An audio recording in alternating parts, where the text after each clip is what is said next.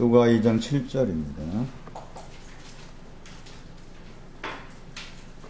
먼저 나신 자 아들을 낳아 강보로 싸서 구유에 뉘었으니 이는 사관에 있을 곳이 없음이로라. 먼저는 사관 안에 있어야 되고, 사관에서 8절에 지경 안으로 가야 되고, 지경 안에서 구유 안으로 가야 돼요. 겉으로 읽으면은 별 볼 일 없는 말씀처럼 생각하기 쉬운데 그렇지 않습니다. 어떤 측면에서 그 신앙의 단계를 말씀하고 있는 거죠. 구유가 가지고 있는 신앙 의미를 오늘 말씀을 통해서 살피도록 하겠습니다. 신약 성경 말씀 안에서 구유라는 단어가 언급된 성경이 누가복음에서만 있습니다. 다른 데에서 나와 있지 않아요. 4번 나옵니다. 2장 12절, 2장 16절, 그리고 13장 15절에 나옵니다. 13장 15절은 약간 문제가 있는 구유예요. 2장에 나와 있는 구유는 문제가 없는 구유인데 13장 15절의 구유는 문제를 가지고 있는 구유를 할 수가 있어요. 그리고 구약 성경 말씀 안에는 3번 나오는데 조금 위에 설명드릴 이사야 1장 3절, 잠언 14장 4절, 욥기서 39장 9절 이렇게 3번 나옵니다. 단어 자체의 뜻은 헬라어에서 구유는 먹는다 뜻이 있다. 히브리어로 구유는 살찌다 하는 뜻이 있습니다. 그러니까 구유라는 개념은 먹어야 될, 또 내 영혼이 살쪄야 될 그런 신앙의 내용이 구유라는 거죠. 겉을 읽으면은 이 구유는 우리 개념으로 소나 말이 있는 어떤 우리의 개념으로 생각하기 쉬워요. 대부분 그렇게 생각하잖아요. 근데 전혀 그런 의미가 아니다는 거죠. 그런 측면에서 구유의 의미를 정확하게 파악을 하면은 이 구유 안에는 모든 것이 들어있어요. 구유는.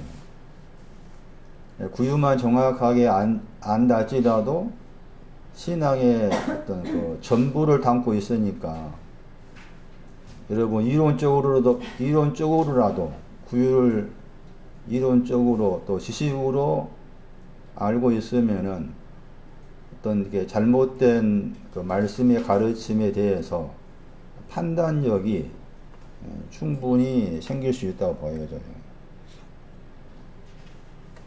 이사야 1장 3절.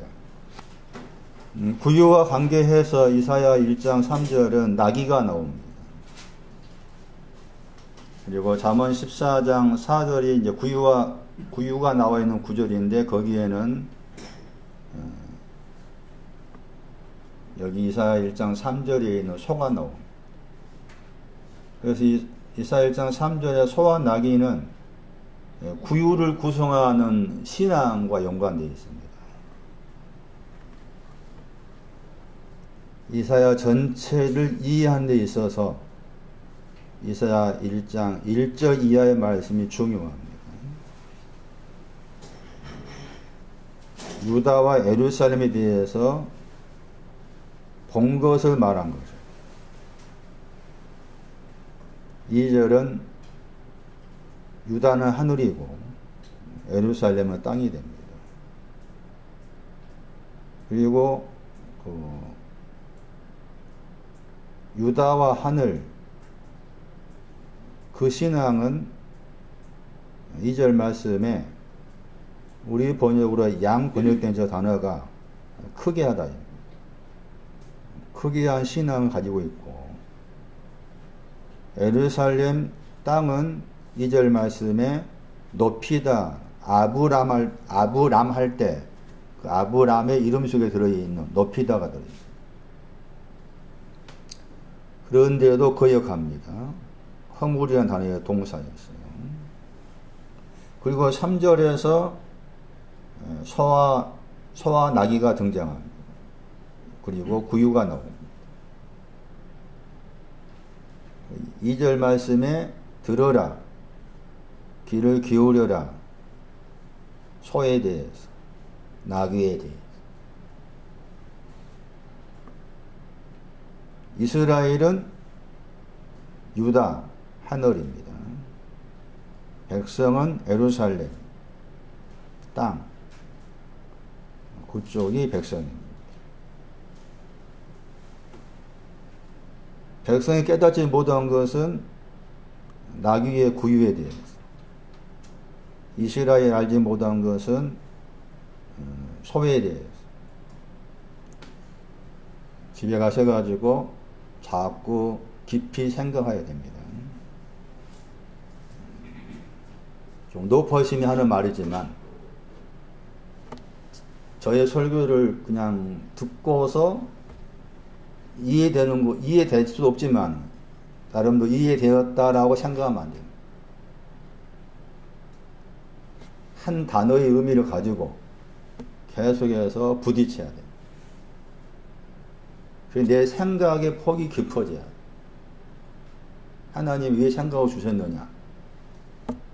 깊게 생각하고 넓게 생각하라. 왜 이단들의 잘못된 해석에 빠지느냐? 얕은 지식 때문에. 잠깐 텔레비 프로그램 가운데 책을 소개하는 그 프로그램 가운데 개소리에 대하여 책이 있더라고요. 얼핏 이제 그 책을 소개하는데 참 공감이 돼요. 개소리에 대해서. 그 개소리에 사람들이 쉽게 거기에 빠지느냐. 그런 부분을 이제 그 심리학자가 다룬 책인데 얼핏 들으니까 공감된 부분이 많습니다. 신앙적으로 생각해요. 그러니까 이렇게 심지어는 서울대 나왔니, 박사니 상관없습니다. 예? 저 신천지라는 저 하나님께 저쪽에 이단도 속한 사람 있잖아요. 그쪽에 집단들이 초등학교 졸업한 사람이 아니요. 지식은 많은 가진 사람인데 넘어갑니다. 왜 넘어갈까 하는 거지. 지식이 얕은 거죠. 그리고 본인들이 직접 말씀을 내가 알아봐야 되겠다. 베레아 사람처럼 이것이 그러한가? 그것이 없어. 대부분. 그러니까 남이 가르쳐 준 것이 그냥 그대로 진리인 양 착각을 한 거죠. 착시 현상 생기는 거예요. 소와 나귀에 대해서도 구유에 대해서 깊게 생각, 깊게 왜 이럴까? 우리가 흔히 하는 상식으로 육하 원칙 왜? 어떻게? 언제? 누가? 말씀 볼 때 자꾸 그렇게 반하다. 그래야만 이 말씀의 어떤 깊이가 이제 생기기 시작해요. 그렇지 않게 되면은 스스로 이렇게 착각하는 일이 얼마든지 생길 수가 있는. 자, 보세요. 크게 해줬어요. 높여줬어요. 예? 그런데 알지를 못해. 나귀와 소유에 대한 설명이에요. 나귀와 소는 구유와 관계되어 있다. 나귀와 소의 신앙이 구유와 관계되어 있는데 구유와 관계된 나귀와 소의 신앙은 완성된 소, 완성된 나귀인 거죠. 그런데 그 완성된 소가 되고 완성된 나귀가 되기 전에 과정이 있습니다. 그 말은 아직 완성되지 않는 소, 아직 완성되지 않는 나귀, 그런 의미도 들어있는 거예요. 여기 말씀에는 지금 이 구유의 신앙이 완성된 거고, 완성된 신앙으로서 소와 나귀 이렇게 언급을 하고 있는 거예요. 말씀드린 것처럼 아직 완성되지 않은 소가 있고 아직 완성되지 않은 나귀가 있다. 그게 이제 누가 13장의 그 소와 나귀입니다. 누가 13장에. 잠시 후에 설명드리기로 하고, 13장은. 거기에 사단이 있고, 18년 동안 묶여 있습니다. 누가 13장. 창세기 49장 14절. 나귀는 신앙 가진 사람이 나귀입니다.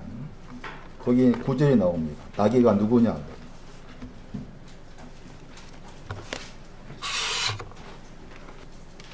여기 나귀의 신앙은 완성된 나귀입니다. 창세기 49장 14절. 이사갈의 나귀입니다. 여기 창세기 49장은 야곱의 12아들들에 대해서 야곱이 축복하는 내용 가운데 나온 말씀이어서 흔히 12지파 할 때 그 야곱의 아들들을 12지파로 그렇게 표현하죠. 그래서 계시록 7장 가시면은 그 지파마다 12,000명 나오고 12지파를 합쳐서 숫자로 14만 4천이라는 말 나오죠. 근데 그 중에 지금 이사갈을 가리켜서 나귀라고 그러죠.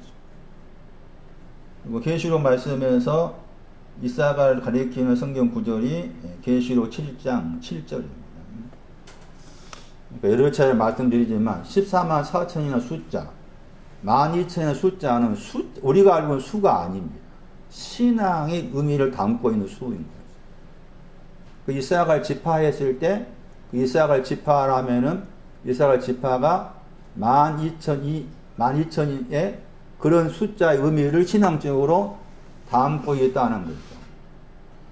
그럼 따져야 돼, 거기에서도. 이사갈 지파, 또 무슨 지파가 나오잖아요? 그때 그 지파라고 가지고 있는 신앙의 의미가 뭐냐? 그 다음에 이사갈이 가지고 있는 신앙의 의미가 뭐냐라고 해서 이미 이사갈의 신앙, 여기 창세기 49장 14절 말씀에 건장한 나귀의 신앙. 아시겠어요? 그러니까 지파라는 말은 지파로 신앙이 있을 거 아니에요. 지파의 신앙이 뭐야, 손나니? 뭐를 지파라고 그래? 피요입니다, 피요. 지파. 피요 안 들어봤어요? 누가 8장에. 자라나다. 지파의 신앙이 자라나는 거예요. 그건 자라나는데, 그 자라난 것도 완성된 것으로 자라남이 있죠. 자라났다가 또 넘어진 것도 있죠. 히브리 12장 말씀이 뭐가 자라납니까? 쓴뿌리. 그 지파란 그 단어만 가지고도 이게 자라나는데 지금 과정 속에서 있는 자라남이냐, 에? 아니면 완성된 것으로서 자라남인가를 또 분석을 해야 돼. 그리고서 이사갈의 신앙은 지금 완성된 낙이잖아. 그러니까 거기 12만 2천이라 한다면 12만 2천 맞나? 12,000 그 12,000 숫자의 개념이 자라난다 신앙이 들어있고, 그 말인 거예요. 건장한 나귀도 들어있고.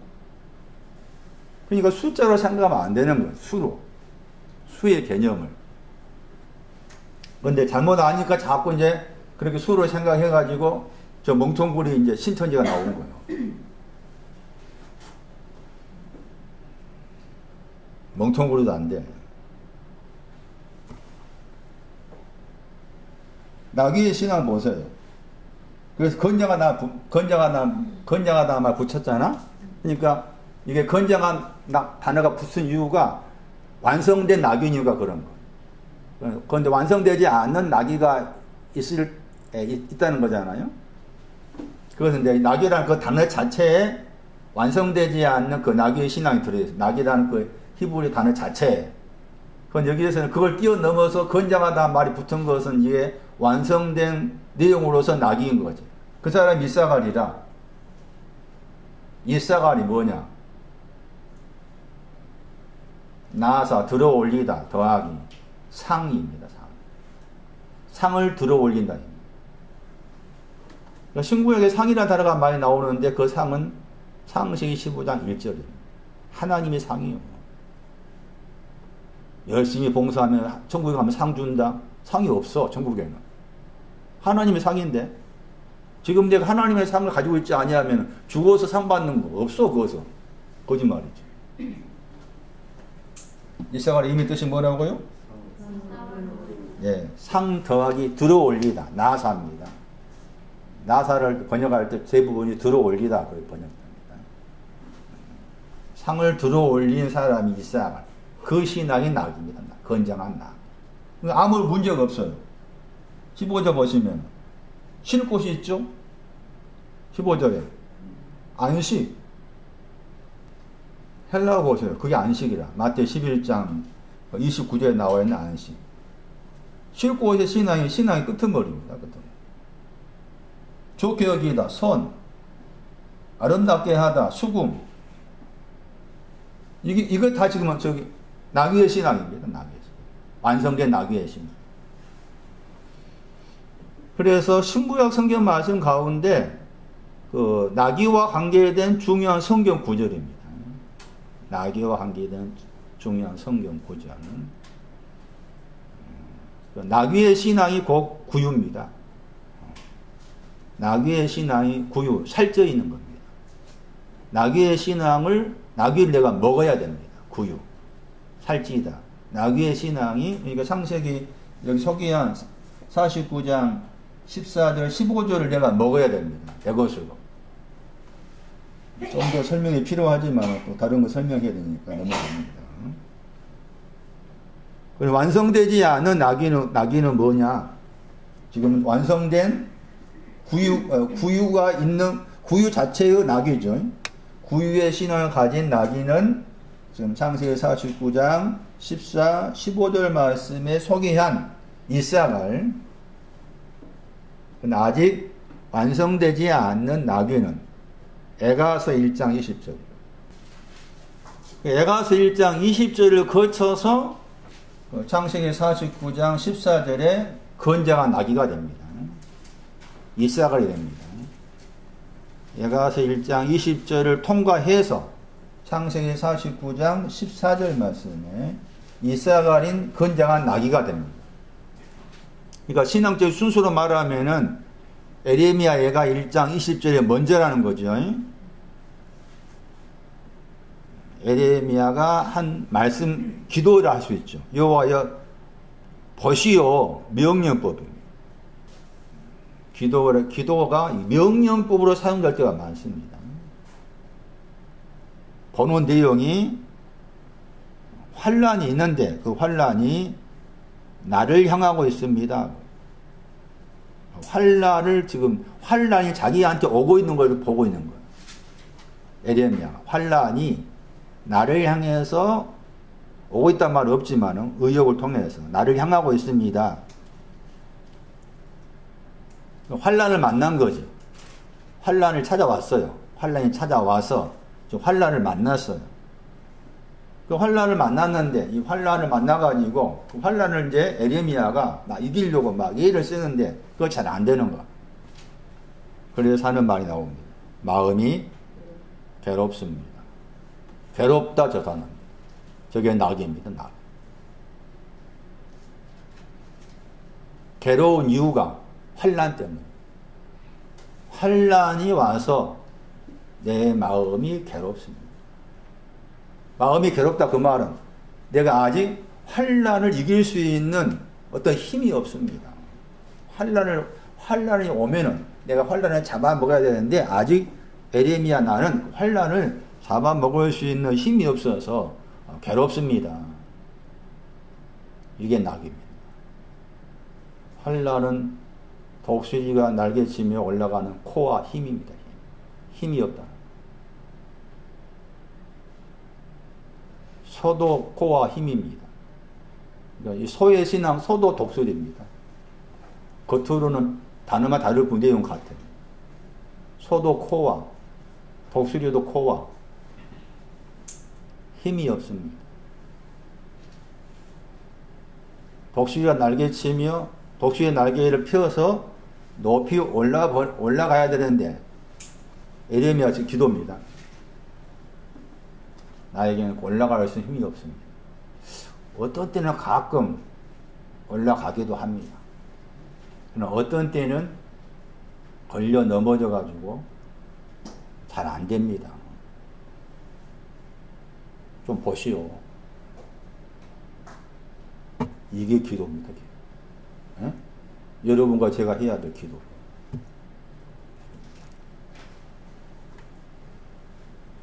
원래 이 환란을 번역될 저 단어가 좁다 뜻이에요.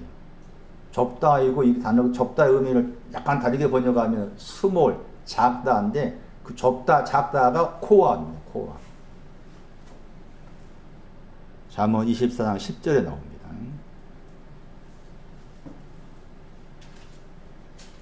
이 과정을 거쳐서 이제 건장한 나귀가 되었습니다. 한 겁니다. 나귀는 동물을 통한 나귀지만 신앙의 의미를 가진 내용이다. 이사가를 나귀로 말해. 상을 들어 올렸다고 했잖아요. 이사가 이름의 뜻이 상을 들어 올렸습니다. 그럼 그 상이 뭘까요? 하나님이 상이라고 했잖아요. 상이 15년 1절에 다시 하나님이 상이라는 말을 다시 다르게 생각한다면은 그 상이 뭘까? 손난이? 그렇죠. 독수리가 날개처럼 올라가서 코어합니다. 코어. 괴롭습니다만 해야 됩니다. 그래서 우리도 하나님 보시기에 무지한 거. 보이지 않는 환란을 내가 모른다는 거예요. 독수리가 하나님이요. 그러니까 저기 미국 국기에 독수리 있잖아요. 그 자체가 하나님을 독수리로 생각한 거야. 미국 사람들이 처음에 청교도인데 가서 미국을 건설했잖아. 국기에다가 독수리 그렇게 한 것도 그렇고 또 뭐야 이게 보면은 뭐 의자에도 독수리 모양 나오잖아. 예? 그게 다 거기 상징적인 하나님이에요. 하나님. 독수리 하나님. 그건 이제 동양 쪽에는 뭐가 나와? 중국 쪽에는 용이 나오잖아. 대부분 용. 우리나라는 그 용이 아니고 뭐 봉황새인가 새가 나오잖아. 그림에. 야, 보는 관점이 달라. 아무리 중국하고 해도 보는 관점이 달라. 용. 성경 말하는 용은 뭐예요? 마귀만 용인가?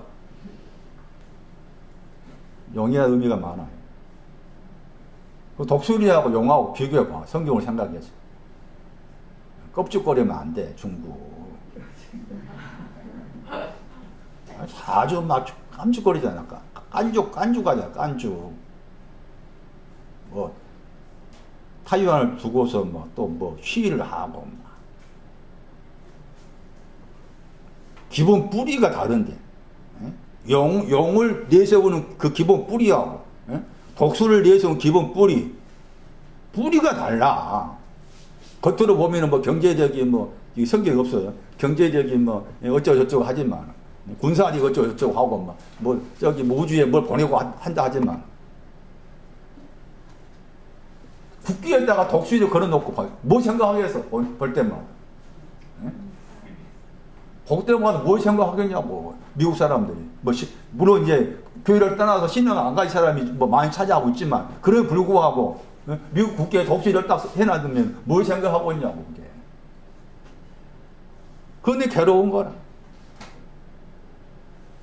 그래서 이제 말한 것처럼, 우리가 무지하니까 자꾸 이제 그림자를 보낸 거죠. 그래서 우리가 지금 여러분 스스로 당면하고 있는 그 환란이 뭐겠어? 좁다 하는 그 단어를 약간 다르게 번역하면 타이트하다 한번 들어보셨어요? 그것도 있습니다. 여자분들 옷 입을 때 타이트하게 한다 하잖아. 이렇게 딱 들러붙게. 그럼 더 날씬해 보인다 하잖아. 그것도 몸이 안 좋아. 헐렁해야 돼. 예? 타이트하다, 좁다, 스몰, 작다. 그것을 이제 여러분 생활을 생활로 여러분한테 타이트한 거 지금 뭐예요? 그게 하나의 그림자라는 거예요. 그 신앙적 의미로서 내가 지금 작은데 그 작은 걸 모르니까 내 생활 속에서 그 타이트한 좁은 일을 자꾸 주시는 거죠. 그걸 통해서 자꾸 보는 거죠. 내가 이걸 날개치며 올라가야 되는데 못합니다. 괴롭습니다. 에레미야의 이 기도가 내 기도가 돼요. 나 괴롭습니다. 다른 게 괴로운 것이 아니고, 예? 날개치며 올라가고 싶은데 올라가지 못한 그것 때문에 힘듭니다. 괴롭습니다. 그래서 자꾸 이제 말씀드린 것처럼 그걸 모르니까 내 눈에 보이는 것으로 어떤 환란을 주신 거죠. 그게 낙입니다. 완성되지 못한 낙입니다. 소에 대한 설명입니다.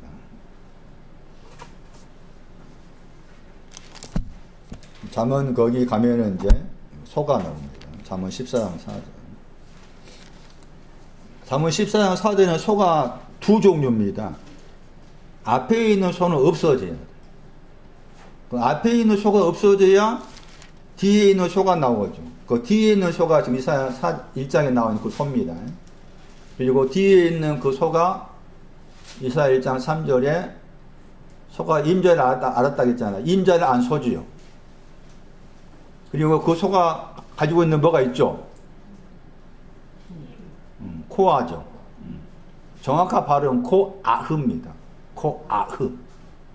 그냥 그렇게 뭐 정확하게 할 필요 없으니까 코아 그렇게 참감됩니다. 코아, 코아흐, 코아흐 하면 크의 발음이 흐가 아니고 크 이렇게 해야 돼. 코아흐. 흐하고 크 사이에 소가 곧 독수를 생각됩니다. 같은 힘의 내용이니까. 그 앞에 있는 소가 없어져야 되는 거예요. 그 잠시 후 설명드리고 하고, 이 소에 관련된 신앙 가진 사람이 있습니다. 요셉입니다.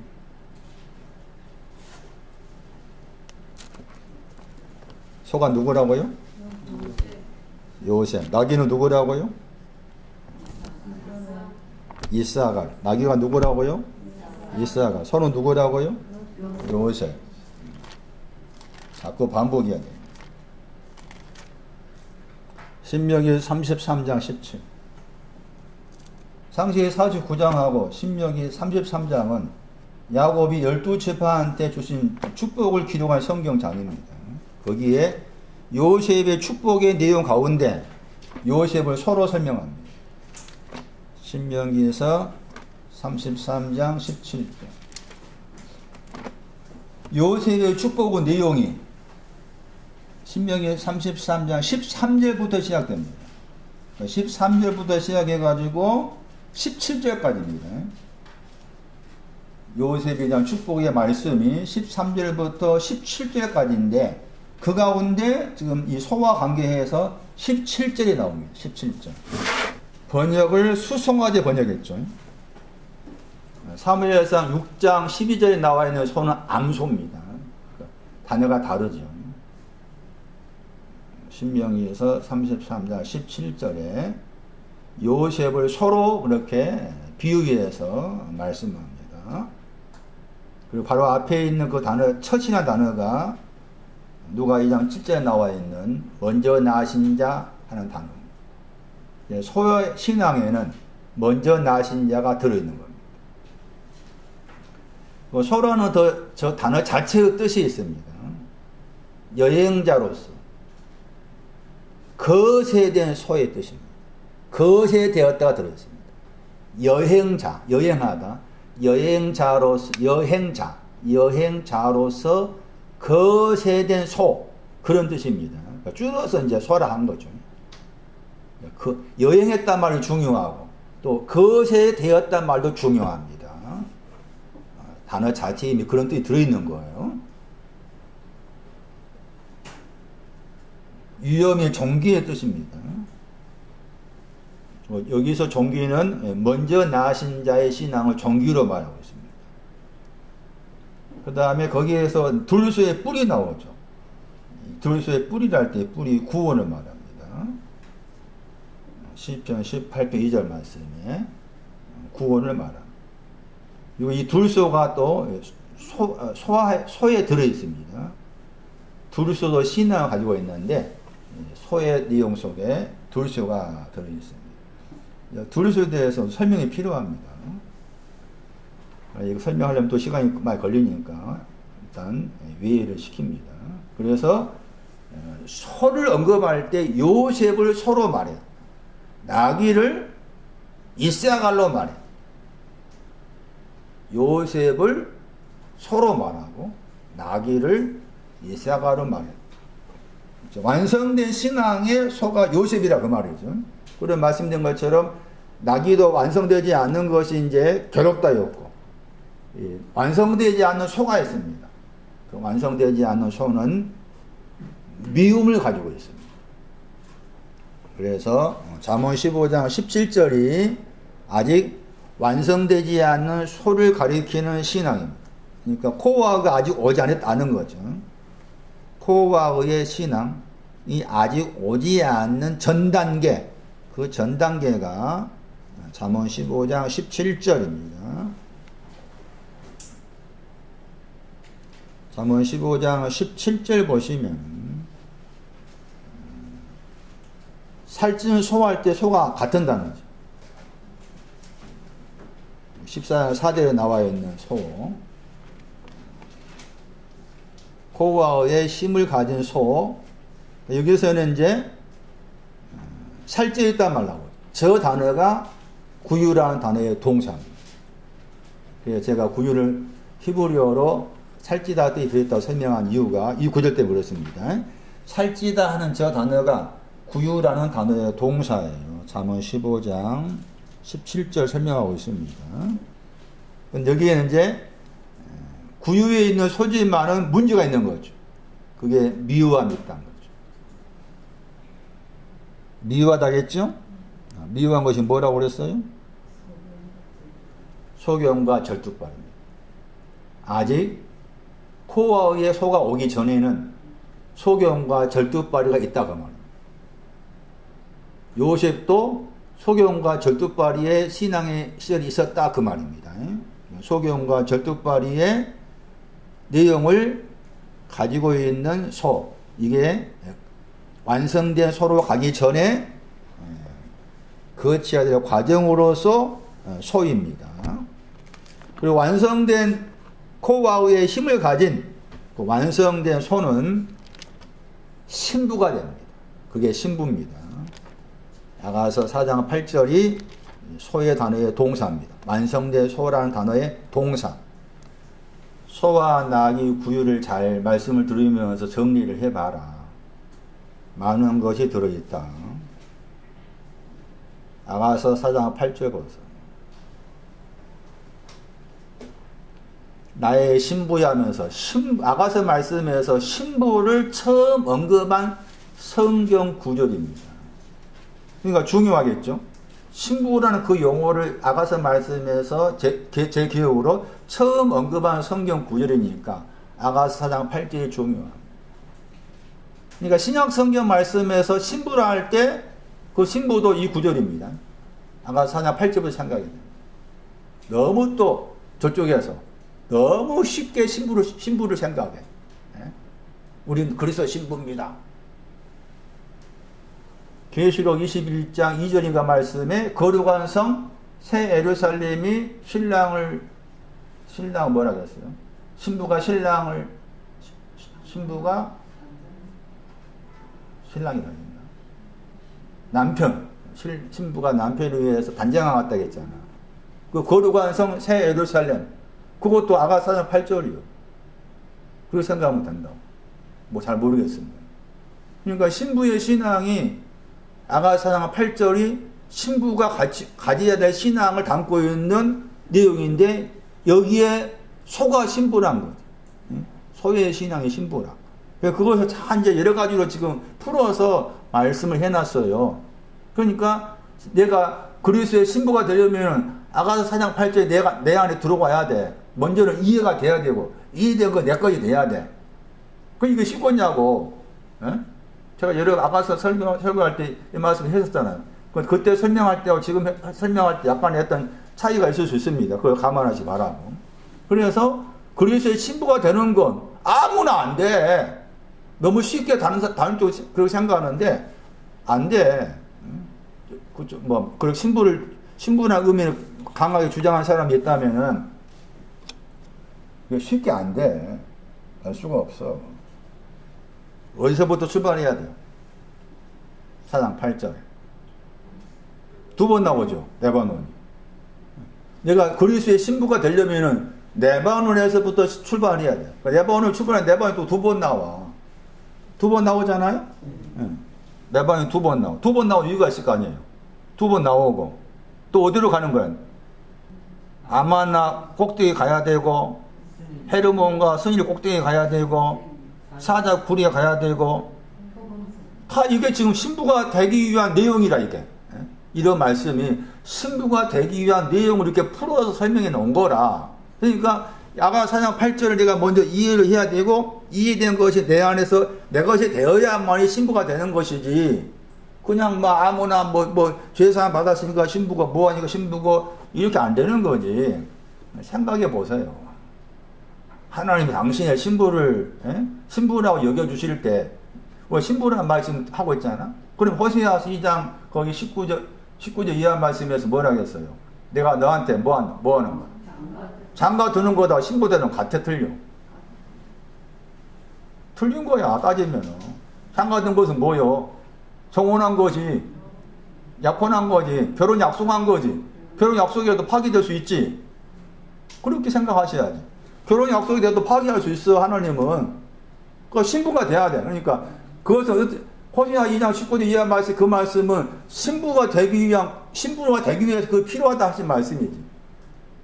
그렇잖아요? 그게 필요한데 그것이 아직 내 것 되지 아니하면은 신부가 안 돼. 그것을 호세아 2장 19절 이하 말씀 가지고 아가 4장 8절로 와야 돼. 그렇게 생각하셔야 되는 거예요.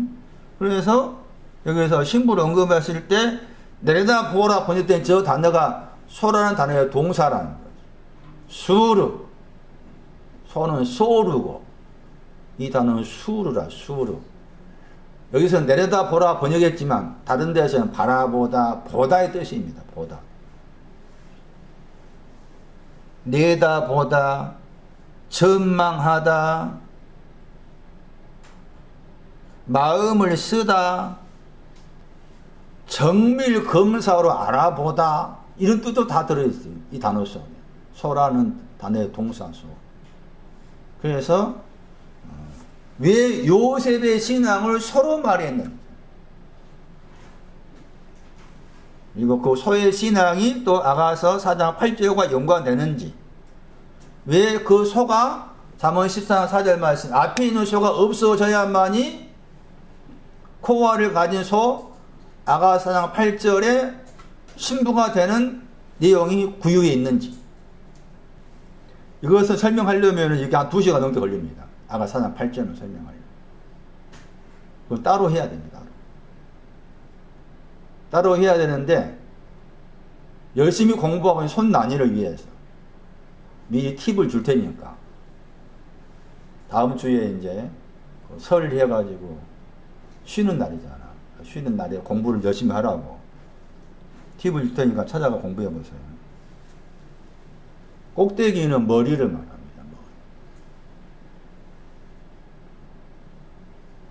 아가서 5장 2절 에베소 5장 23절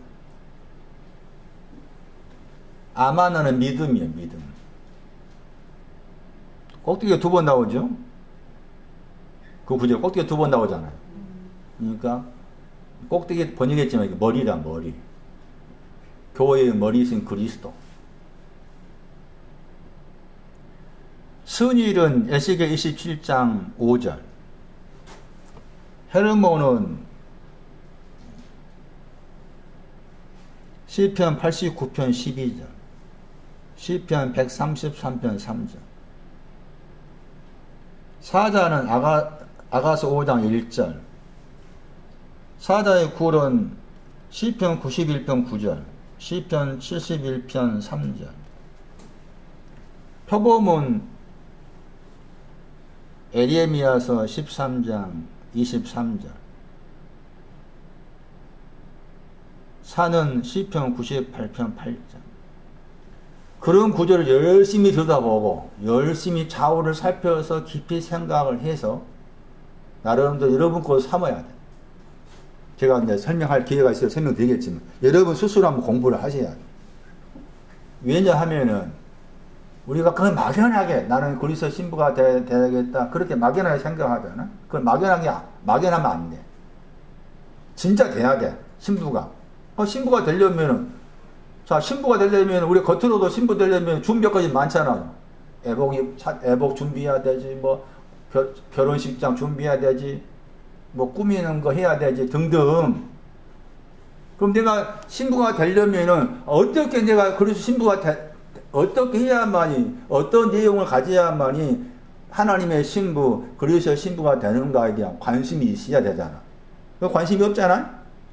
그럼 관심이 없다 그러면 내가 그리스도 신부가 되려는 마음이 없는 거야. 좀 밑바닥에 있으니 그렇지. 그럼 장차 돼야 돼 이제. 내가 그리스도 신부가 돼야 되겠다 하는 것이 이제 내 마음에 그게 뭐랄까 끌림으로 올 때가 있어. 아직은 없잖아요. 뭐 계시겠지 모르겠지만 끌림으로 올 때가 있으면 거기에 내가 알고 싶은 마음이 생긴 거야. 응? 알고 싶은 마음이 생겨서 아가사나 8절을 가지고서 나름대로 이렇게 쳐다보고 연구하고 생각하는 거지. 속에서 그런 끌림이 생겨야 돼. 알고 싶은 그 무엇이 있어야 돼. 근데 지금 없다 그 말은 아직은 내가 하나님 보시기에는 신부가 될 수 있는 어떤 마음과 생각의 여건, 조성이, 기반 조성이 안 돼 있기 때문에 그런 거예요.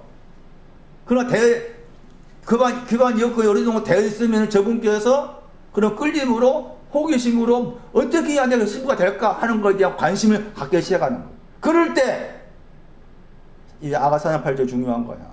소가 중요하고. 완성되지 않는 낙이, 완성되지 않는 소라고 했을 때, 완성되지 않는 낙이가 고아입니다. 완성되지 않는 소가 과부입니다.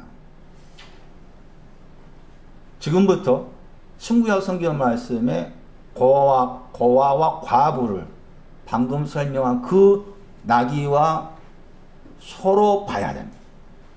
욥기서 24장. 기가 막힌 구조입니다. 기가 막힌 구조. 제가 이제 찾으면서 기가 막혔습니다. 야, 어떻게 욥이 고아와 과부를 이렇게 해석했을까? 욥기 24장 3절. 어떻게 욥이 고아와 과부를 이렇게 해석했을까? 저는 탄식했습니다. 탄식. 기가 막혔어요. 욥기서 24장 3절. 나귀를 고아라고 그러죠. 과부는 뭐라고 그러죠? 소로, 소입니다. 그러니까 아직 완성되지 않는 소, 미움이 있는 소, 과부입니다. 예가서 말씀처럼 뭐 하고 있는 고아입니까? 고아가 뭐 하고 있습니까? 그게 고아입니다. 예? 그게 고아라. 그러니까 야, 이 맛을 가지고 이렇게 적용을 시키면은 천주교에서 그게 고아 과부를 돌보고 또 그것을 어떻게 생각하면은 겉으로 봤을 때 잘하고 있어요. 그 고아들을 일평생 동안 결혼하지 않고 고아들을 이렇게 데려다가 먹여주고 키워주고 하는 일 참 잘한다 봐. 그러나 성경에 말하는 고아는 그게 아니다. 한편에서 박수를 쳐줘. 내가 못하고 있는 거 저분이 하고 계신다. 그런 분들 얼마나 많아요. 겉으로 볼 때 훌륭한 분들. 의사들 가운데서 의사들 그러면 돈 잘 보잖아. 저기 앞으로 국경 없는 의사 들어보셨어요? 거기 가가지고 그 가는 보면 눈물 나와. 제 마음속에 요즘에 그래요. 눈물 나와. 그래서 제가 돈을 조금씩 모으고 있는데 조금씩 제 편에서 모으고 있는데 내가 죽으면은 저쪽에 또 기증하고 이쪽 기증하고 또 눈물 나게 한 이쪽도 기증하고 이렇게 해야 됐다 생각이 좀 들어요. 청사하지. 그거 다 포기하고 응? 눈물 나와 그게.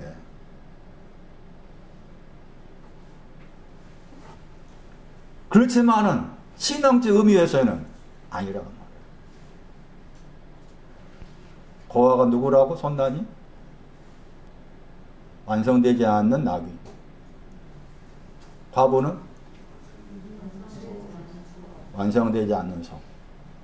고아는 아직 이사갈이 안 돼 있어. 소는, 과부는 아직? 그렇죠. 과부는 아직 요셉이 안 돼 있어. 다 야고보서 1장 보세요. 야고보서 1장 27절 보세요. 하나님 아버지 앞에서 정결하고 더러움이 없는 경건이 뭐냐? 고아와 과부가 있는데 그 고아와 과부가 어디에 있느냐? 환난 안에 있어. 환난 안에 있는 고아와 과부를 돌아보고, 이 말이 무슨 말일까? 손난이? 고아의 환난은 뭐고 과부의 환난은 뭘까? 그 말이죠. 아직 이사갈이 안 돼 있고 아직 요셉이 안 돼 있어. 그런 뜻입니다. 그 돌아보는 것이 뭐겠습니까? 완성된 것을. 이걸 또 문자구도 생각해가지고 적용시켜서 하는 사람들은 한편에서 박수 치지만 그것이 아니다. 요한복음 14장 5와 14장 18절. 너희가 제자입니다. 제자가 고아라. 내가 너희를 고아같이 버려두지 아니하고 너희에게로 오리라 했잖아. 고아같이 버려두지 않고 너희에게로 오리라. 너희가 제자라고 했지요? 제자가 고아란 것. 주님의 눈은 고아야. 뭐가 없어? 헷갈리기 쉽잖아요. 나귀잖아, 나귀. 고아는 소고, 나귀잖아요. 환난 때문에 괴롭습니다. 제자. 그게 고아라니까? 너희가 온다겠죠? 뭐로 오는 거예요? 그렇지. 이사갈로. 그게 앞구절에 13, 17절에 진리의 영이다. 진리의 영이 완성된 나귀. 진리의 영이 이사갈. 그렇게 설명해 틀리지 않아. 진리의 영을 잘 이해 못하면 그렇게 생각하셔야 돼요. 이해되세요? 진리의 영을 이해 못하겠으면 완성된 나귀다. 예? 이사갈이다. 구유다. 진리의 영을 구유로 설명해 드리지 않아. 진리의 영은 구유다. 출애굽기 20장 17절. 탐내지 말라 하신 말씀 안에 들어있습니다. 소와 나귀가 나옵니다. 누구의 소입니까? 이웃의 소입니다. 이웃이 누굽니까? 예수 그리스도입니다. 예수 그리스도의 소고 예수 그리스도의 나귀입니다. 그 예수 그리스도의 소와 예수 그리스도의 나귀, 예수 그리스도의 소 요셉, 예수 그리스도의 나귀 이사갈을 탐내지 말라겠죠. 여기서 그 탐내야 될 소와 나귀는 완성된 거죠. 그럼 완성되지 않은 소와 나귀는 탐내야 됩니까? 안 내야 됩니까?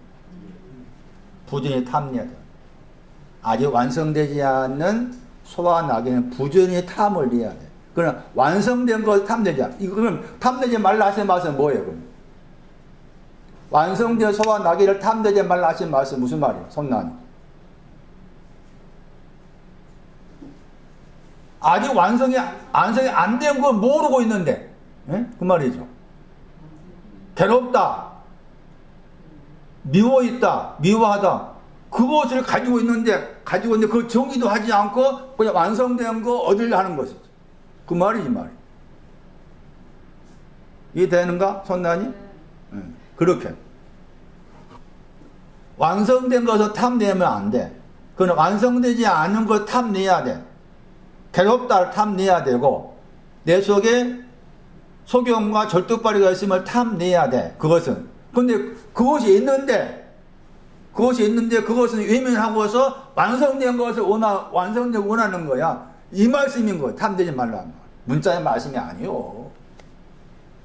식임일 줄 알겠다. 식임이 없는 문자의 말씀이 아니에요. 다시 누가 13장 가보세요. 누가 13장에 소와 나귀를 지금 설명한 소와 나귀로 대체해서 생각이 틀리지 않습니다. 소와 나귀가 있습니다. 마구가 구유입니다. 구유에 있는 구유에 소와 나귀가 있었는데 거기서 나오겠다 그 말이죠. 그리고 그 소와 나귀와 관계해서 누가 13장 16절에 사단에게 묶여있다 했죠. 그리고 18년이 나옵니다. 18년 사단에게 묶여있다 18년이 나옵니다.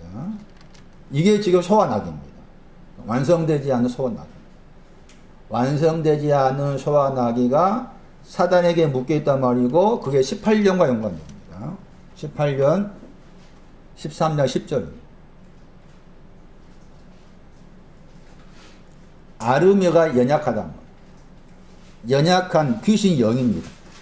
누가 13장 10절은 번역을 잘못했습니다. 이렇게 번역하면 절대 안 됩니다. 이렇게 번역하면은 귀신 들려서 알았다 했잖아? 이렇게 번역된 것 우리가 이러면은 나한테 적용했을 때 나는 해당이 돼요? 안 돼? 나는 해당이 안 돼. 그것도 우리 식으로 생각한 거지, 귀신을. 내 식으로 생각하니까 나는 해당이 안 돼. 그럼 이 말씀 나에게 해당이 돼야 돼? 안 돼야 돼? 해당이 돼야 돼.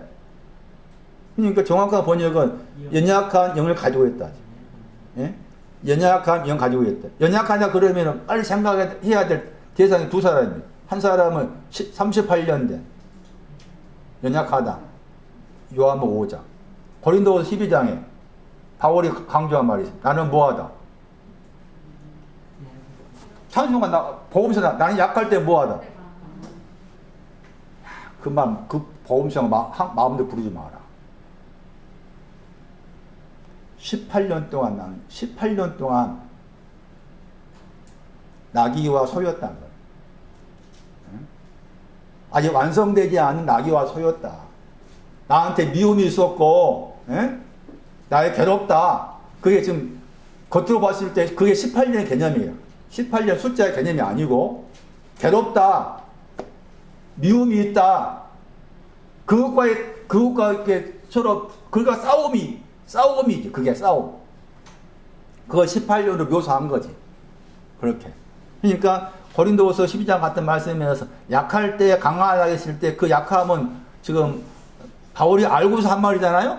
그랬을 때 그 약함이 여기 지금 누가 13절 말하면 바울이 약하다고 했을 때 바울이 약함이 뭐로 설명하시는가 하면 나는 괴롭다. 나는 아직도 소경이고 나는 아직도 절뚝발이다. 그런 표현이라 그게. 그 18년의 개념이 그거예요 지금. 그래서 이 소와 나귀도 지금 18년 동안 연약함을 말한 거예요. 연약함이 해당이 된 소와 나귀가. 그래서 소와 나귀 연약함은 방금 소개한 완성된 나귀, 완성된 소가 되기 전이지. 그것도 옆에서 말하면은 나는 아직도 뭐다? 합니다. 나는 아직도 뭐다? 고아다. 나는 아직도 뭐다? 이게 고아하고 과부야.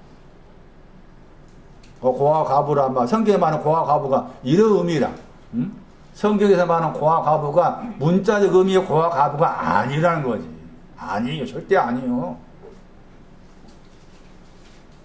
누가 13장에 나와 있는 그럼 여기에서 이제 이 구유도 문제가 있는 구유라겠는데 잠언 14장 4절 말씀에 이 구유가 아직 깨끗하게 되지 않는 구유지. 깨끗하게 돼야 되는데 깨끗하게 되지 않는 구유라. 잠언 14장 4절에 잠언 14장 4절하고 누가 13장 15절 이렇게 연결을 생각하셔야 돼요. 여기서 구유는 깨끗게 되지 않는 구유다. 그러니까 잠언 14장 4절 말하면 앞에 있는 소가 둘이라 했잖아요. 앞에 있는 소가 없어져야만이 깨끗해지게 되고 그 깨끗해진 그곳에 고아를 가진 소가 있다고 했잖아요. 여기서 잠언 누가 13장 15절에 여기 구유는 아직 앞에 있는 소가 없어지지 않았어. 그 말이죠. 앞에 있는 소가 없어지지 않았고 또 이 소와 나귀도 아직 완성된 소와 나귀가 아닌 거다. 아니다. 그것을 딱 줄여 말하면 그게 거의 13장 누가 13장 10절에 연약함 그 다음에 13장 12절 말씀 연약함 그 배경에 사단이 있다 그 말이죠. 사단의 의미를. 사단이라는 말이 그냥 반대한다는 말이죠. 우리가 생각한 개념으로 생각하면 안 돼. 사단이란 말이란 막이란 말을 반대하는, 반대 뜻이 되어있어요. 사단이라는 그 단어 속에 반대하다 말이죠. 뭘 반대한단 말입니까? 사단은. 그렇죠. 반대하다, 비난하다.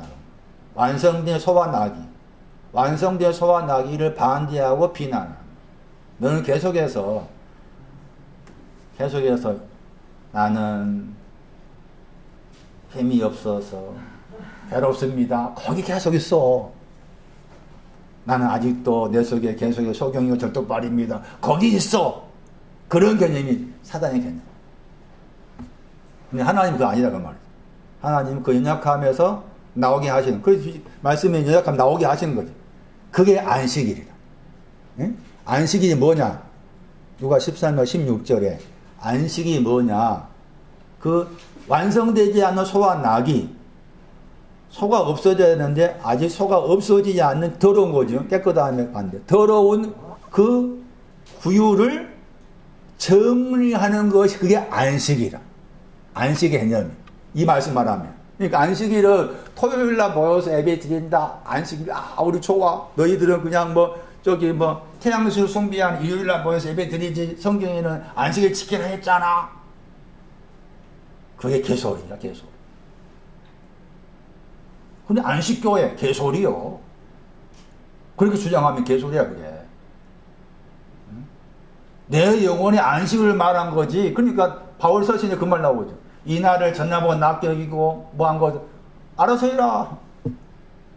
그러니까 우리가 지금 습관상 일요일날 모이지만 또 어떤 사정이 생겼을 때는 목요일날 모여 예배 드린다. 상관없어.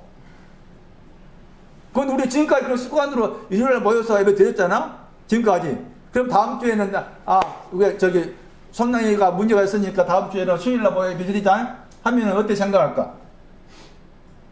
뭔가서 어떻게 생각하겠어? 안 되는 거야, 속에서. 그만큼 습관이 무서워.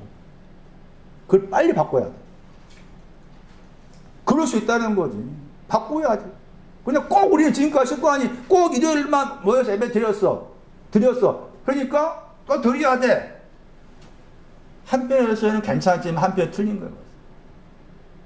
일요일, 토요일이 중요하지 않다 그 말이 제 말. 여기도 뭐가 중요해? 의미가 중요한 거지.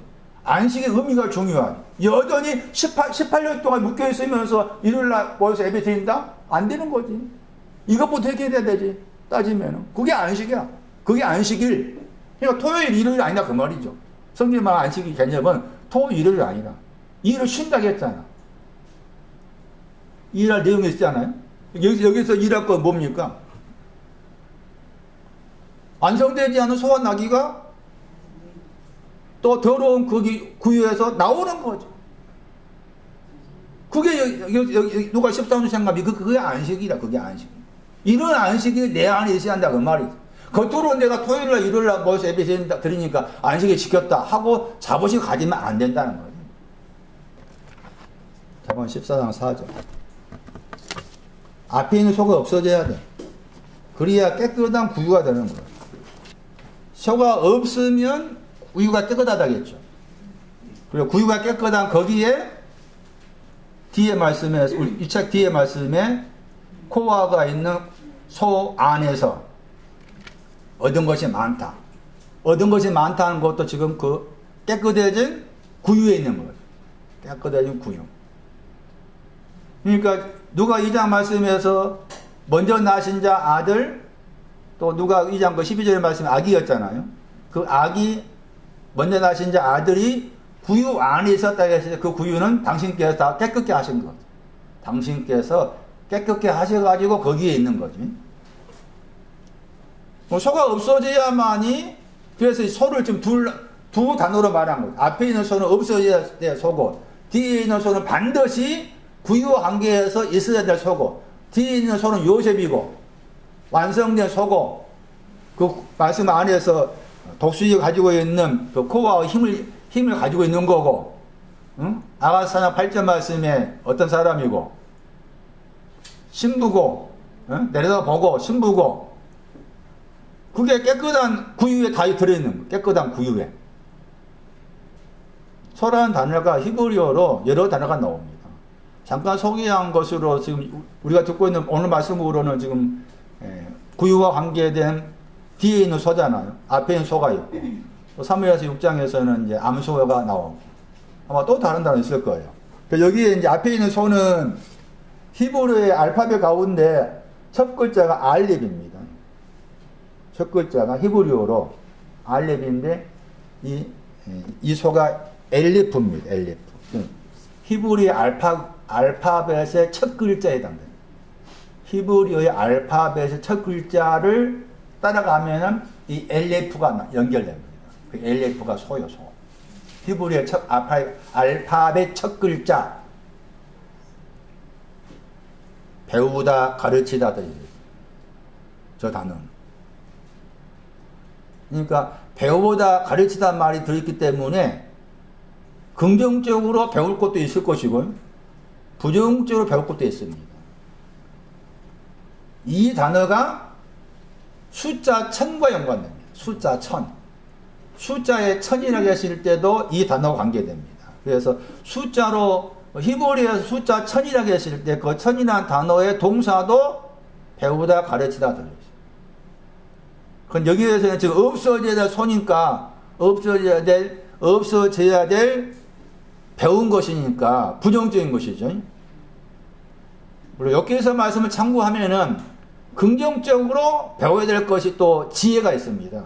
그러나 부정적으로 여기서 부정이니까 부정적 의미로 생각한다면은 이제 같은 잠언 말씀 안에서 22장 25절 22장 25절 말씀이 없어져야 될 소를 말합니다. 잠언 22장 25절 본받는다 저 단어입니다. 배우다 뜻입니다. 여기에서는 부정입니다. 본받는다는 저 단어가 방금 소개한 잠언 14장 4절 말씀에 없어져야 될 소의 내용입니다. 그러니까 본받지 않았다 그 말이죠. 본받지 않아야만이 구유가 깨끗합니다. 누가 13장의 그 구유는 본받고 있었다 그 구유죠. 행위라는 단어 행위로 번역했지만 다른 데서는 길로 번역하는 길. 그런데 길이라고 했을 때 대부분이 그 길이 뭐 긍정입니다. 어떤 데는 의도 들어있고, 뭐 공평도 들어있고, 뭐 진리도 들어있고, 그렇게 나옵니다. 그러니까 여기에서는 지금 부정입니다. 이런 길들은 본받지 말라 그 말입니다. 이런 길들은 배우지 말아라 그 말입니다. 그게 이제 24절입니다. 잠언 24장, 22장 24절. 배워서는 안 될 길입니다. 그게 진노와 분노입니다. 앞에 있는 단어는 노는 진노로 주로 번역하고, 진노로 번역하는 게 낫겠고, 울분이 분노입니다. 그리고 울분이라는 단어를 주로 번역할 때 이게 오락가락 번역합니다. 좀 정리를 할 필요가 있어가지고, 우리가 많이 들었던 여기 앞에 있는 진노가 시편 2편 11에 대표 구절이죠. 입 맞추지 않으니까 진노한다고 했고 거기에 멸망이 나오죠. 그래서 앞에 있는 저 아프라는 단어는 진노로 번역하고 상식 2장 말씀에서 코에다가 향기를 불어넣었다고 했죠. 그 코가 이 단어입니다. 진노. 그 뒤에 울분 번역된 단어가 이제 분노로 번역될 필요가 있습니다. 그러니까 진노와 분노의 약간 차이를 번역상 그런 차이를 둘 필요가 있습니다. 그리고 이제 분노했을 때 저 단어는 뱀에 독할 때 독의 뜻도 들어있습니다. 뱀에 독할 때 독으로도 번역됩니다. 분노가.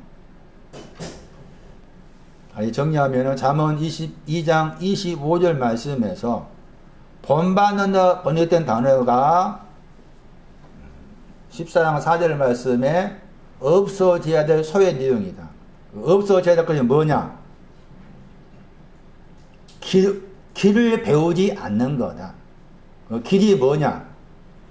분노와 진노를. 분노와 진노를 배우지 않았다. 그것이 먼저 정리돼야 됩니다. 소가 없어진단 말.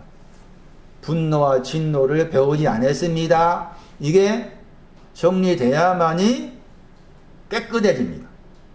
그게 정리 안 되면은 깨끗하다는 말이 거기에 구유에 들어갈 수가 없는 거예요. 그럼 어떻게 해서 이 진노와 분노를 없어지느냐? 없어진다는 말이 무슨 말인가? 진노와 분노가 이제 내 편에서 내 안에 있는 진노와 분노가 있고, 또 하나님 편에서는 하나님께서 가지고 있는 진노와 분노가 있을 수가 있겠죠. 그래서 이 진노와 분노에 대해서 그것을 없이 한다 했을 때, 그 없이 한다는 말이 의미가 무엇인가 하는 거예요. 그것을 추적해 보면은 잠언 15장 1절에 잠언 15장 1절부터 볼 필요가 있습니다. 잠언 15장 1절.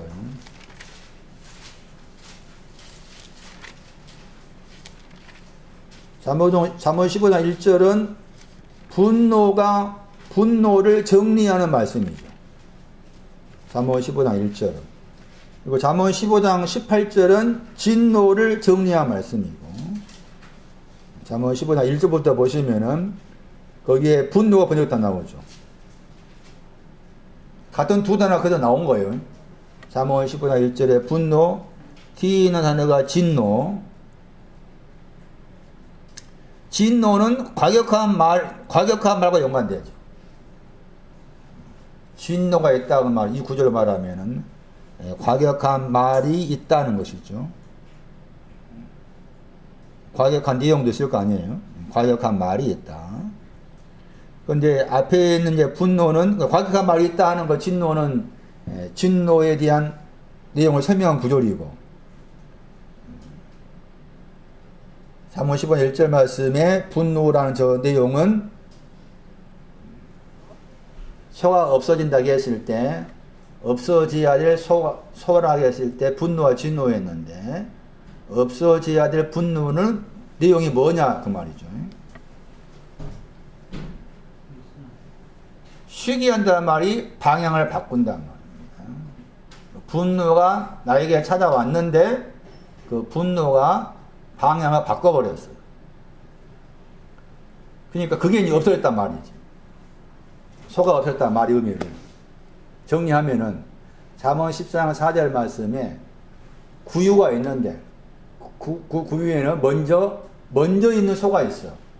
그 먼저 있는 소가 진노와 분노라 줄이면 먼저 있는 소가 진노와 분노인데, 그 진노와 분노가 없어져야만이 코어를 가진 소가 생기는 거라.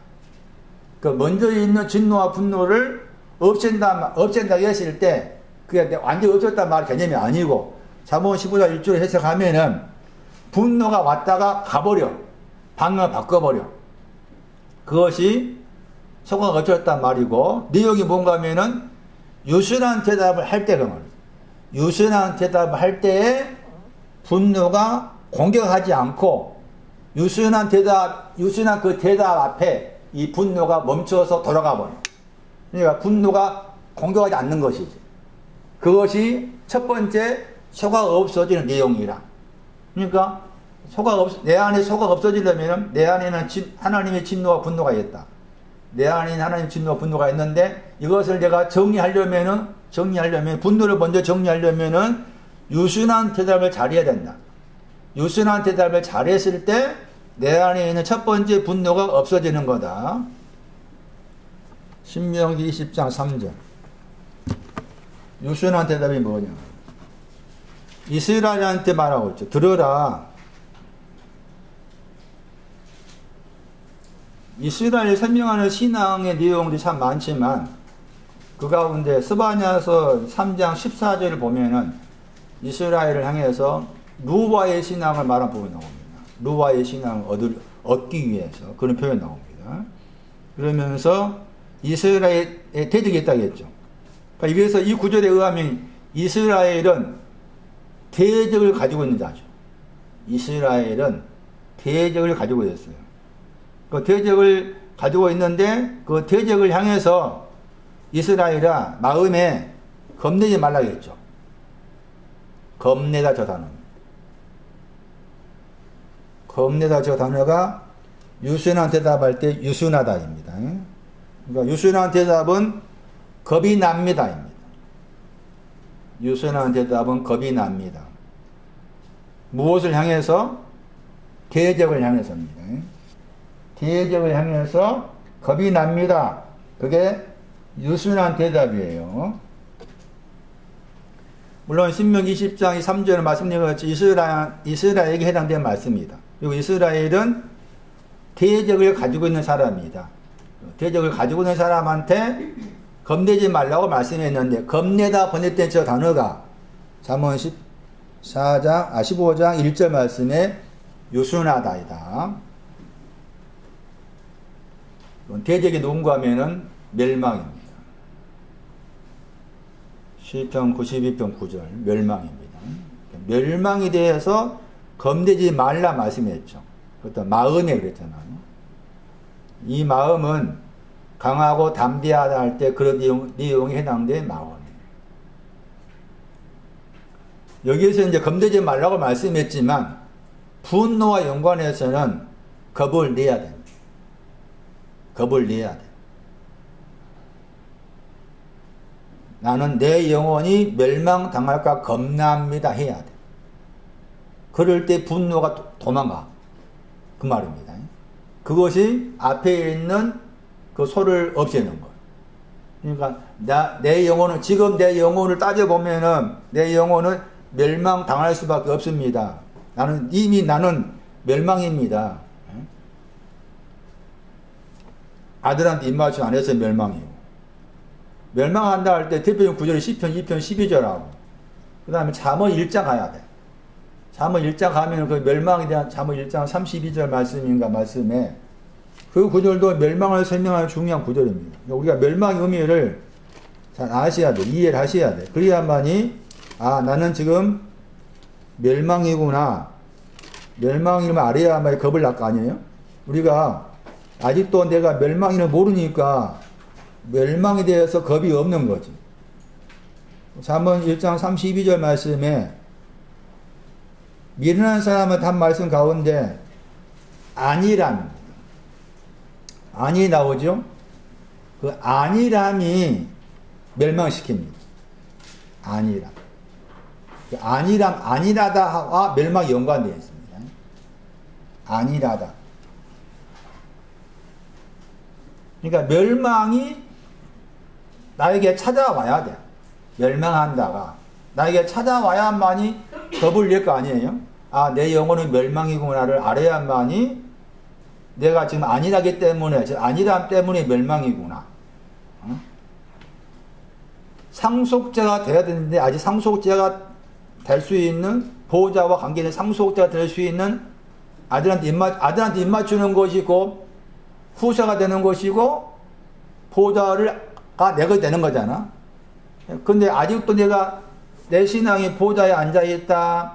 나의 신앙이 아직 하나님의 후사다. 그런 확신이 없으면은 그 자체가 멸망인 거잖아요. 근데 그것이 이제 내 편에서 막연하게 그것을 이해하고 있으니까 멸망이라는 말을 앞에 둘 때 겁이 안 나잖아? 그럼 오죽했으면은 겁을 주기 위해서 진짜. 저쪽에 구원판이 무슨 판이 다 해가지고 막 비디오를 찍는 거야. 봐라, 지구상 저쪽에 어느 날 지진 생겼지.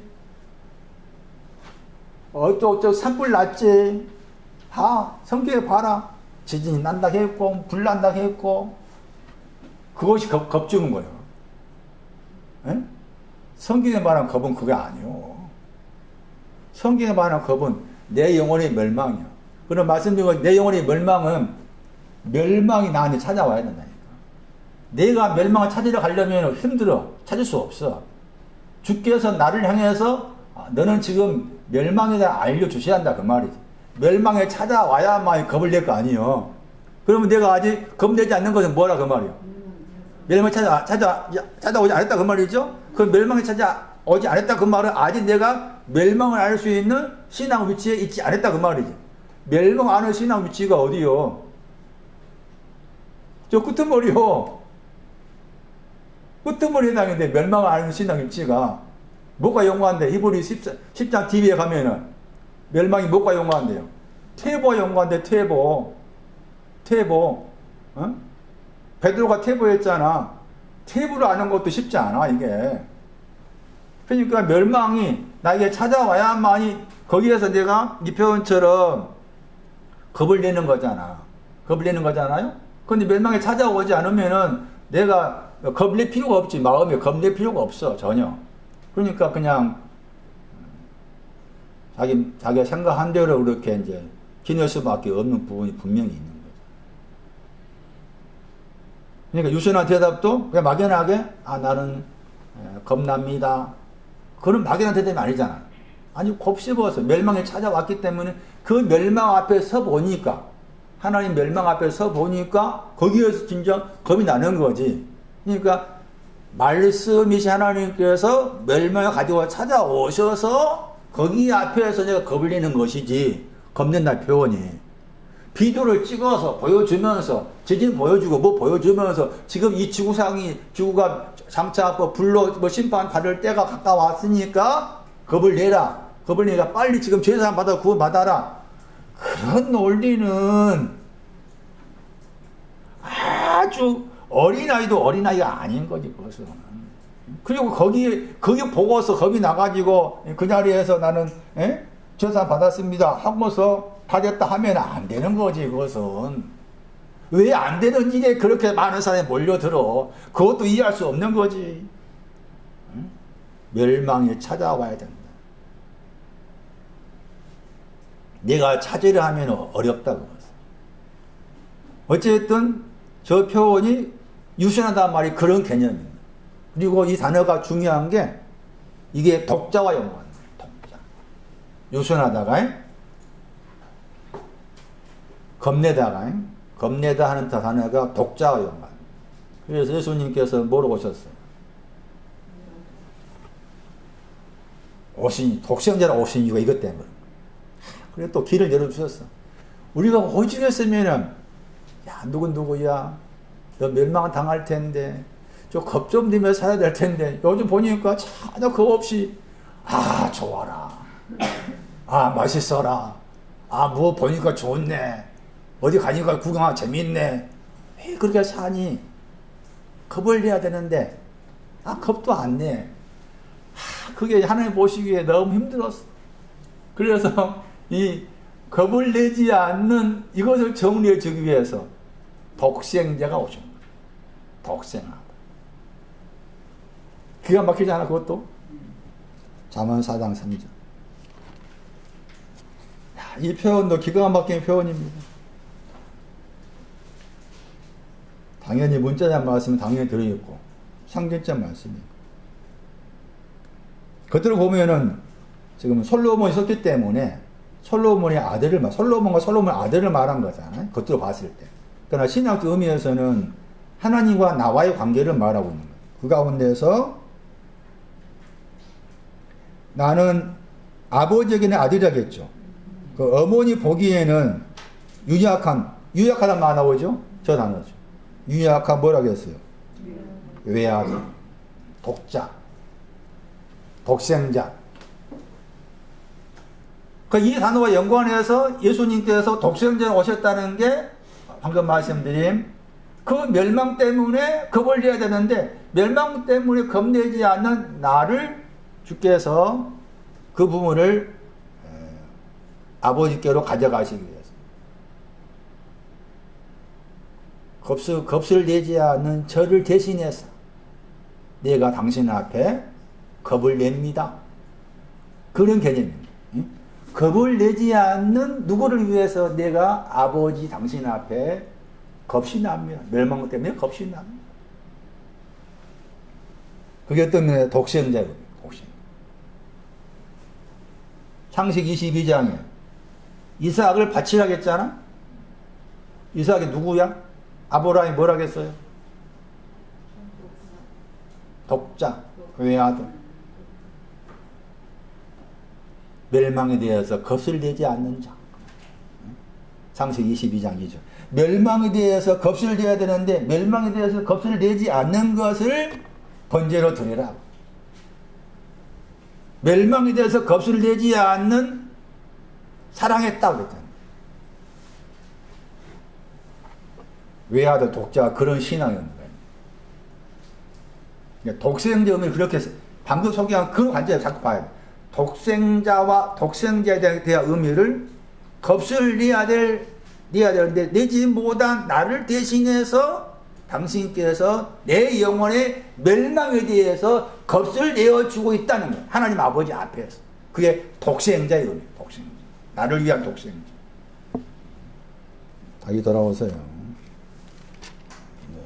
분노와 관계에서 말씀드렸고, 진노에 대한 것은 15장 18절. 같은 구절에 15장 18절 말씀에 또 분노, 진노가 나옵니다. 앞에 분노는 또 다툼과 연관이 나옵니다. 다툼이 있는 것도 분노라는 거죠. 이 다툼은 또 잠언 10장 12절 말씀에 미움과 연관됩니다. 미워하다, 절뚝발이, 소경, 그 내용과 연관됩니다. 다툼이라고 했을 때. 거기에서 이제 진노를 설명한 구조 가운데 진노가 더디하다 했죠. 진노를 더디해야 된다. 하나님의 진노를 더디하려면은 시비를 그치라고 했죠. 시비를 그치는 게 하나님의 진노를 더디하게 하는 거다. 시비는 경쟁하다. 경쟁하다. 경쟁에 또 이제 다르게 번역하면 시비가 경쟁. 그 경쟁이 가로 열고 사전에 개인적인 혹은 법적인 그렇게 나와 있습니다. 그러니까 개인적으로 경쟁하다 하는 것도 이 진노와 연관되고, 그 다음에 법적이라는 말은 하나님과 나와의 관계에서 법인 거죠. 하나님과 나와의 관계에 있어서 시비, 경쟁. 이 경쟁과 시비로 번역된 이 단어와 연관해서 설명할 수 있는 그 모델이 이제 창세기 26장 20절에서 22절 말씀에 제일 많이 나온 내용이 이 단어입니다. 창세기 26장에서. 그랄의 목자와 이삭의 목자가 살아있는 물 때문에, 그리고 오물 때문에 시비가 붙었죠. 거기에서 이 단어가 사용됐습니다. 거기에서. 이 단어는 말씀드린 것처럼 개인적인 어떤 경쟁도 들어있고, 하나님과 나와의 관계에 있어서 법적인 의미에서 경쟁도 들어있는 겁니다. 그리고 경쟁한다고 했을 때, 먼저 개인적으로 설명한다면, 내가 누구와 경쟁한다고 했을 때, 항상 경쟁이나 의미는 대상이 있는 것입니다.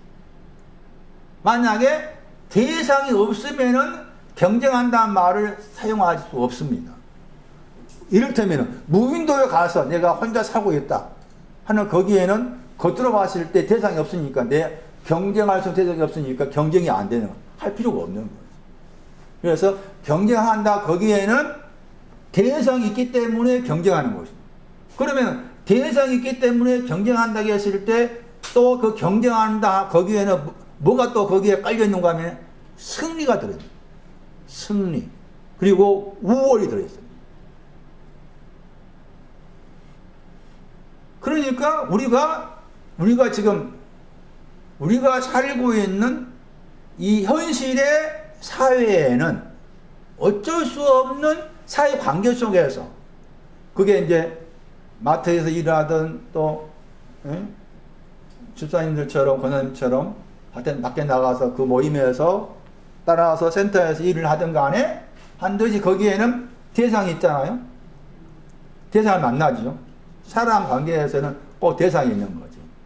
근데 거기에서 대상이 있다고 했을 때 말씀드린 것처럼 경쟁이 있다 그 말이고, 그 경쟁은 이 번역처럼 시비거리가 있다는 거죠. 그렇죠? 시비거리가 있다는 거죠. 근데 그 시비거리가 있다고 했을 때, 경쟁한다고 했을 때, 경쟁의 그 뿌리에는 승리가 있다는 거예요. 내가 너를 뭐 해야 되겠다? 이겨야 되겠다, 딸려 있는 거예요. 모든 경쟁에. 왜?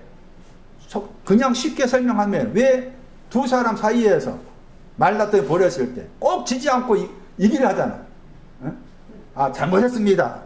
아, 내가 잘못했어요. 그게 안 끝나잖아. 꼭 말다툼 할 때 거의 10일 했다. 이 말씀 개인적으로 생각한다면 경쟁하는, 말로 경쟁하는. 왜 경쟁하는? 남편을 이기려 하고, 남편을 이기려 하고, 아내를 이기려 하고, 회사 동료를 이기려 하고, 이기려는 것 자체가 나는 너보다 우월하다.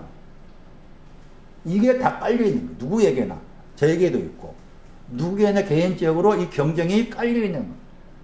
이기려는 게 깔려있어. 그런데 거기에서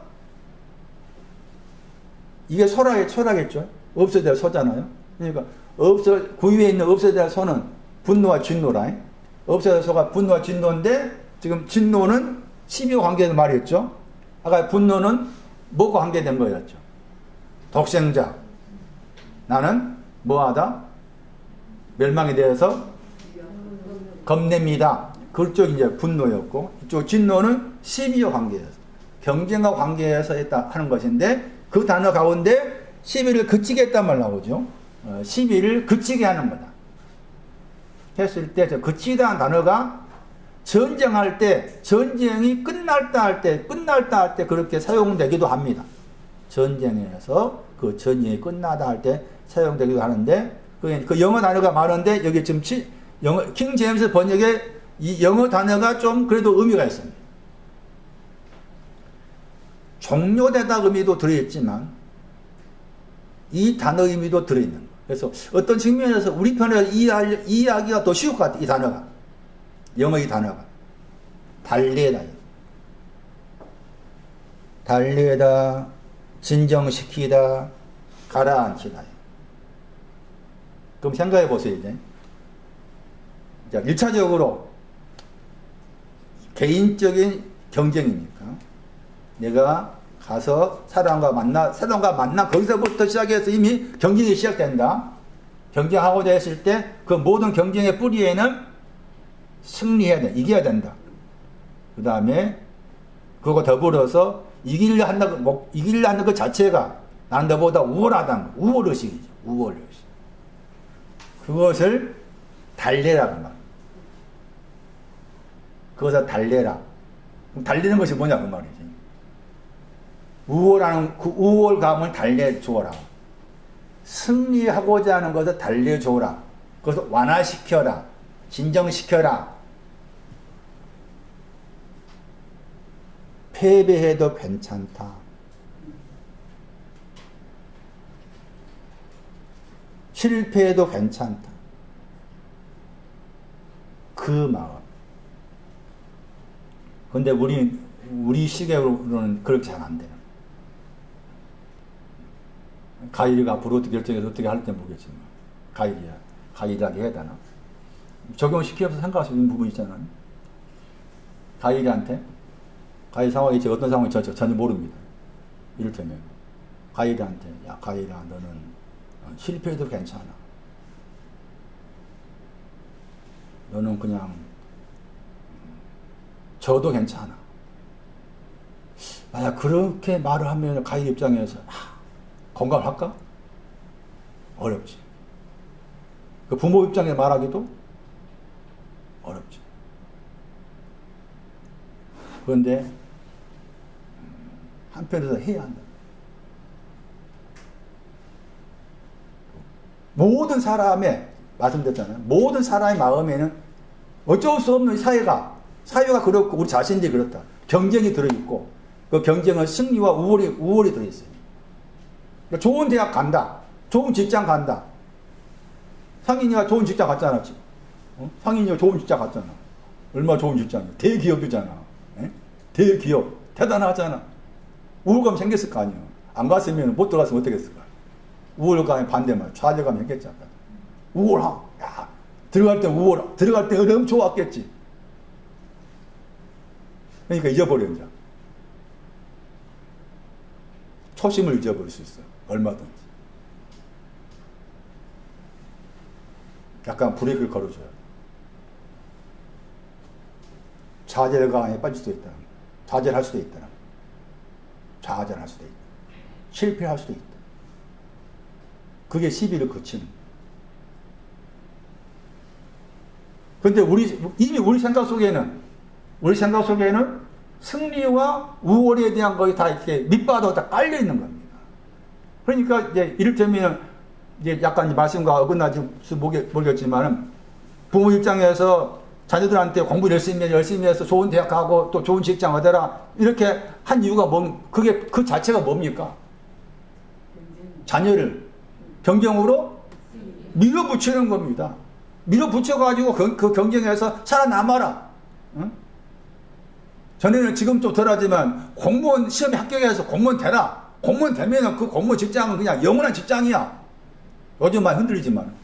그런 식의 표현과 자체가 뭔가 하면 경쟁에 살아남아라 그 말이잖아. 그런데 모두 다 경쟁에 살아남나? 떨어진 사람 못 떠도 되는 거야. 떨어진 사람도 있어야 될 거 아니오. 다 살아남으면 말이 안 되지. 그런데 이 말씀은 그치라 그 말은 떨어질 수 있다 그 말이에요. 그 경쟁에서 승리한 많은 사람 가운데 거기에 내가 들어가면은 그래도 또 부모 입장에서나 본인 스스로가 만족할 수 있을지 모르겠지만은 거기 못 들어갈 수 있으니까 못 들어가면 떨어지는 거잖아. 그 이 말씀은 떨어져도 괜찮다는 거잖아. 응? 떨어져도 괜찮다. 그러니까 시험을 못 봐도 괜찮다. 점수가 100점이 아니라 이번에 꼭 100점 맞아야 되는데 아니다. 20점 맞고 돌아왔다 했을 때 그래 20점도 잘했나 이렇게 해야 되는데 아니지 우리는 부모 입장에서 왜 20점밖에 안 돼? 너 친구 너 누구는 몇 점 나왔어? 아 그 친구는 100점 나왔는데요? 그럼 어떻게 된 거야 지금? 에? 여담아 어떻게 돼? 이게 지금 100점이 아니라 이 점수 안 나왔어. 어떻게 될 거야 앞으로 어떻게 살래? 에? 그러니까 미리 걱정 우리가 미리 걱정 말해. 어쨌든 경제에 살아남아라. 이 말씀은 달래라, 그쳐줘라, 진정시켜라. 실패해도 괜찮아. 심어나 자살 지금 다 나오네. 실패해도 괜찮아. 좀 좌절할 때도 있어. 항상 우울할 수 있니? 좌절할 수도 있어. 그렇게 하는 것이 그렇게 해주는 게 필요하다고요. 해주는 게. 근데 하기가 좀 어려워. 저를 포함해서 쉽지 않아. 그래서 저는 올라가면은 신성이한테 많이 배웁니다. 제가 많이 배우고 그의 하는 행동을 옆에 지켜보면서 많이 배워. 전혀 관심이 없어요. 저 보면서 야 어떻게 나를 닮았냐. 내 영혼이 내 마음이 왜 신성이 보면서 어떻게 너 나 똑같냐. 지난주에는 가서 관심이 없어. 그리고 뭐 옷 입는 거 뭐 이렇게 화장실 가서 뭐 하는 거 관심이 없어. 지 마음대로 다 해봐. 근데 그걸 보면 보는 거죠. 야 그렇다. 겉의 모습이 너의 겉의 모습 내 속의 모습이네. 응? 네 스스로 그냥 만족하면 좋은 거죠. 저도 그럼. 제 스스로 제가 성경 공부하면서 스스로 얻어진 것 만족한 것이지. 이걸 가지고 누구한테 이거 가지고 이렇다라고 막 주장하고 여러분 앞이니까 주장하지. 누구한테 주장하겠어? 할 필요도 없고. 좀 시비를 거치는 걸 배우자는 거예요. 금년 한 해. 이 말씀 나왔으니까 시비를 거치는 거예요. 그러니까 자식들한테도 이제 어린 자식이잖아요. 태경이나 여담이나 거의 다 큰 가이드가 거의 다 컸으니까 그렇지만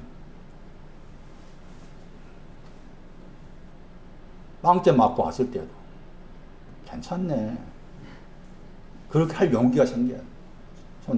손난이 할 수 있을 것 같아. 괜찮아.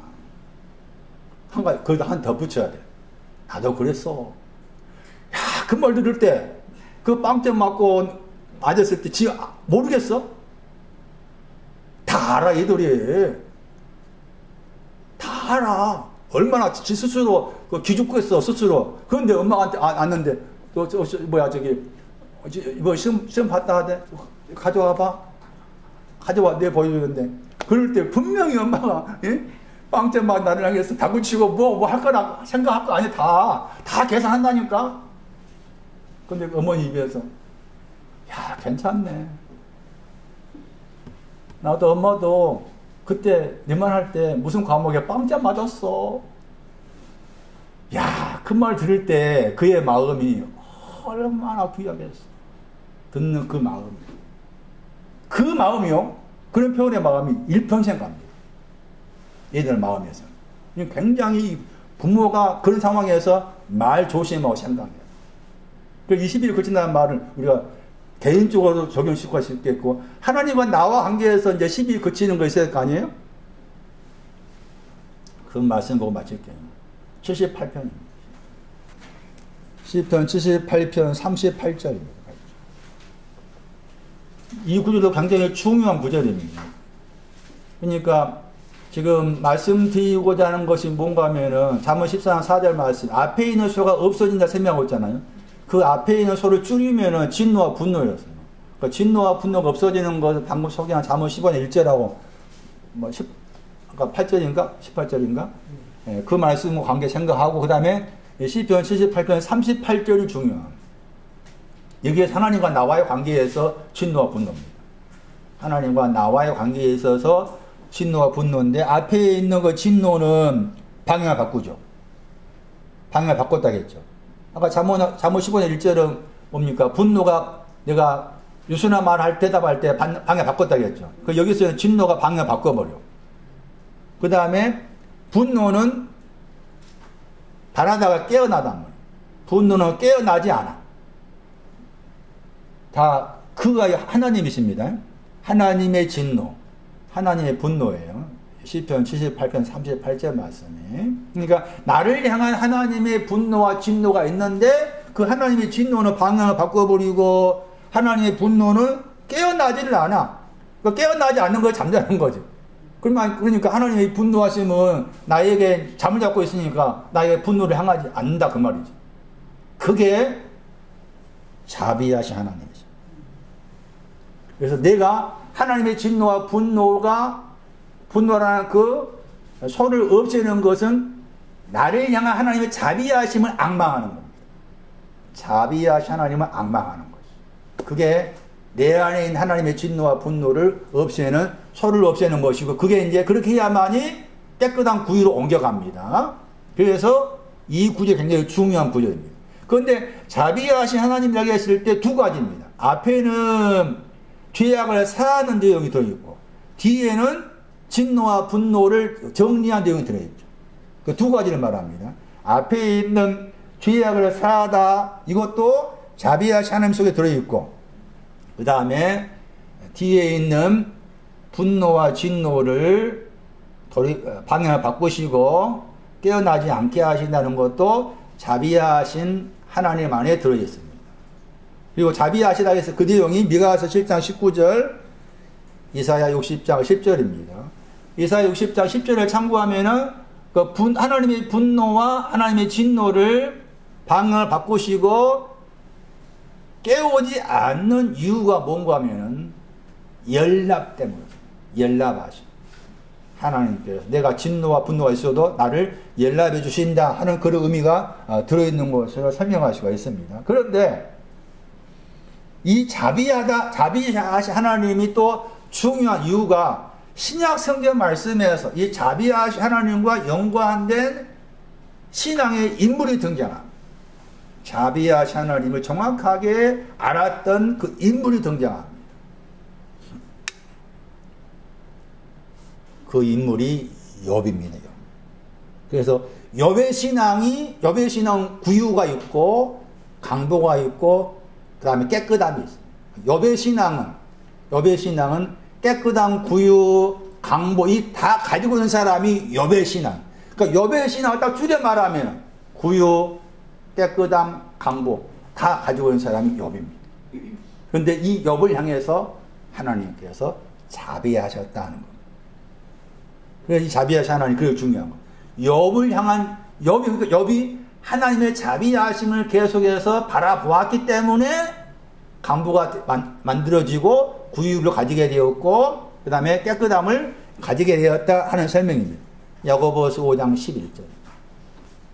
욥의 인내하는 자들을 설명하면서 인내하는 자들의 대표자로 모델로 야고보는 욥을 선택했습니다. 그러면서 욥을 설명한 인내의 모델을 욥으로 설명합니다. 복되다 했죠. 그러니까 복되다는 신앙은 인내와 연관됩니다. 이 복되다 하는 단어가 동사인데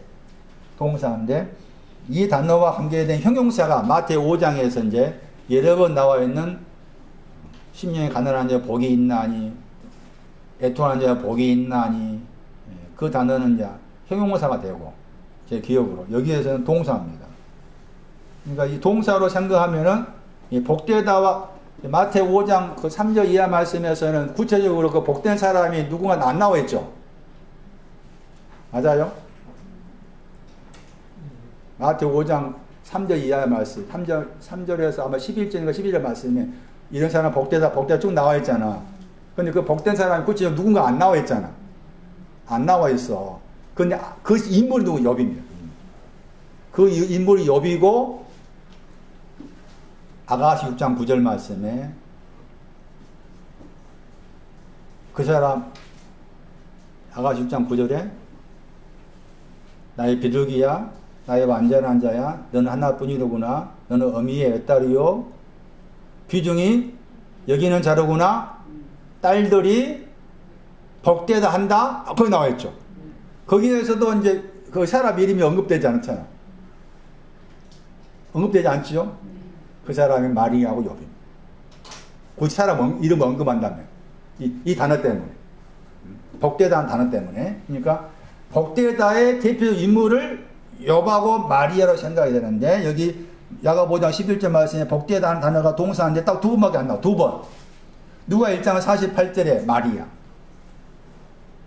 대표적 인물로 마리아하고 욥이 구유의 신앙이고, 그 다음에 복된 신앙. 나중에 복되다 때를 제가 따로 떼어서 설명드리겠지만, 시편 1편 1절 말씀에도 복된 사람이 누구 안 나와 있죠? 복 있는 사람 악인의 길을 쫓지 아니하고 죄인의 길에 서지 아니하고 오만한 자 자리에 앉지 아니합니다. 어디 율법을 주야로 묵상합니다. 시냇가에 심은 나무입니다. 시절을 쫓아 과실을 맺습니다. 쭉 나와 있잖아. 그러면서 구체적으로 이 사람이 신앙적인 어떤 인물이 언급되지 않잖아. 욥. 시편 1편 1절 그 사람 욥이라니까. 마리아. 아가시 6장 9절. 아가시 6장 10절. 맑은 해. 그러니까 이 그러니까 구유의 신앙 가진 사람. 그리고 구유의 신앙 그만큼 중요한 거예요. 5장 11절. 그 욥의 인내라고 했을 때 야고보가 해석한 겁니다. 야고보의 해석은 야고보가 욥을 알고 있는 사람이죠. 야고보가 이 말씀 쓴 것은 아마 욥기서 말씀을 야고보가 접했든지 아니면은 그 욥기서와 관련된 70인역을 야고보가 알고서 나름대로 자기 나름 욥을 재해석해서 쓴 말씀이라 할 수가 있는데, 거기에서 복되다게 했을 때 그 복된 것이 복된 내용이 깨끗한 구유입니다.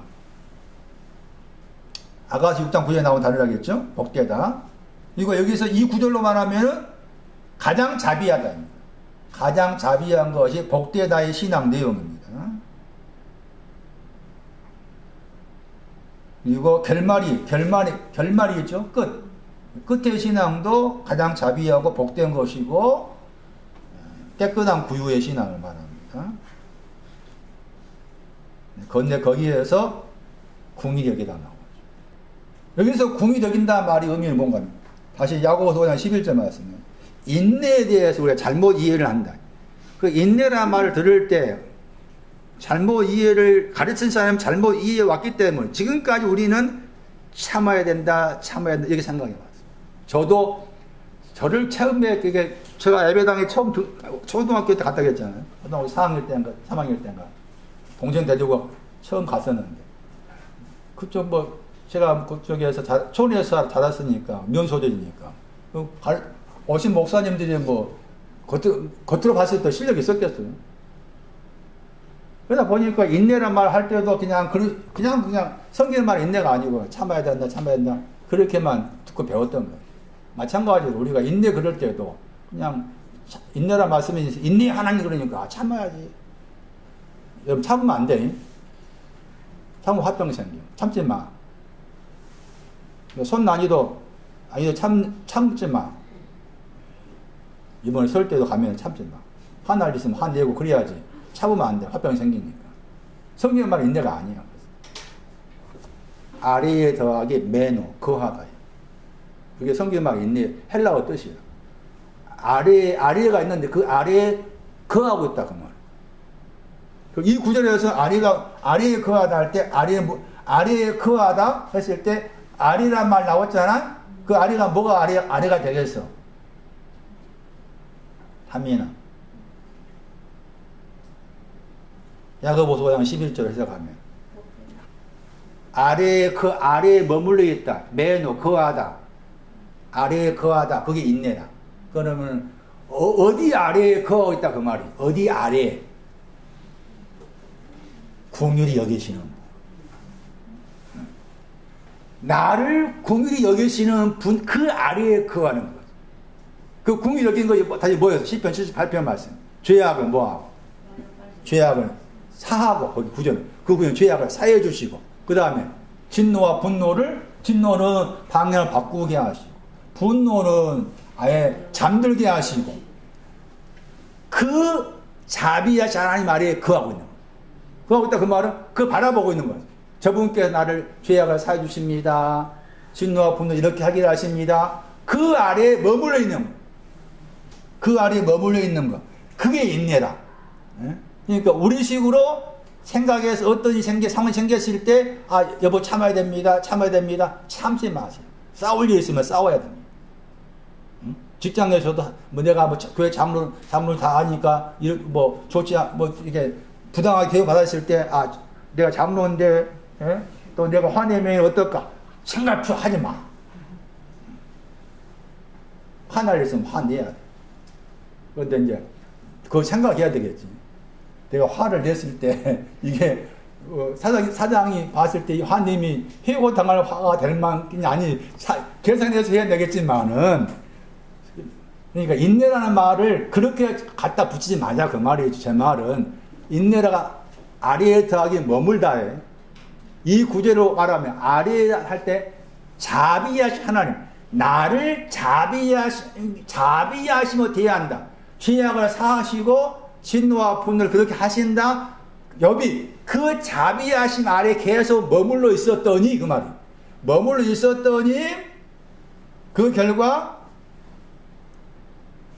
구유가 생겼고 강보가 생겼고 그 다음에 깨끗함이 생겼고 욥기 39장 9절 구유 욥기 38장 9절 강보 욥기 11장 4절 하나님의 여호와의 눈 안에 깨끗함 구유 이 세 구절이 욥의 신앙을 딱 축약해서 말씀을 욥기에서 말씀을 제가 앞으로 죽을 때까지 앞으로 내가 죽을 때까지 이걸 보겠지만 죽을 때까지 봐도 욥기에서 말씀 못 풀어.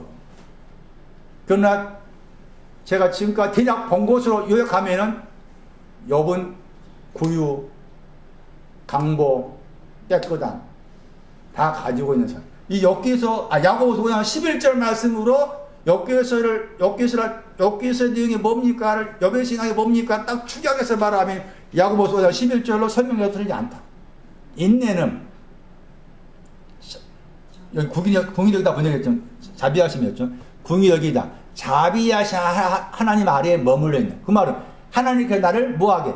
자비하시며 대해주세요. 그 말이죠.